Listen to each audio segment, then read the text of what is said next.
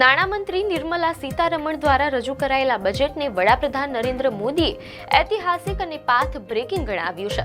PM મોદીએ કહ્યું કે આજનું ભારત રિફોર્મ એક્સપ્રેસ પર સવાર છે અને આ બજેટ 140 કરોડ ભારતીયોના સપના અને આકાંક્ષાઓનું જીવંત પ્રતિબિંબ છે।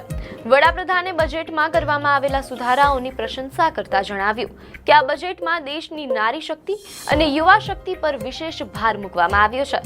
તેમણે ઉમેર્યું કે જે રીતે આર્થિક જોગવાઈઓ કરવામાં આવી છે તે ભારતના પ્રતિભાશાળી યુવાનો માટે સફળતાનું નવું આકાશ પૂરું પાડશે અને રોજગારનો રાજમાર્ગ સાબિત થશે।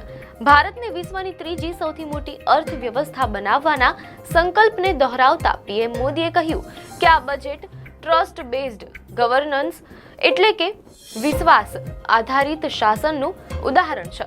તેમણે મેક ઇન ઇન્ડિયા અને યુરોપિયન યુનિયન સાથેની મધર ઓફ ઓલ ડીલ્સનો ઉલ્લેખ કરી જણાવ્યું કે તેનાથી નાના ઉદ્યોગોને વૈશ્વિક સ્તરે મોટો ફાયદો થશે। વડાપ્રધાનના મતે આ બજેટ વિકસિત ભારતના લક્ષ્યને સાકાર કરવા માટેની એક મજબૂત કડી છે। આવી જ ન્યૂઝ અપડેટ માટે ધ લોકસત્તા પેજને ફોલો કરો।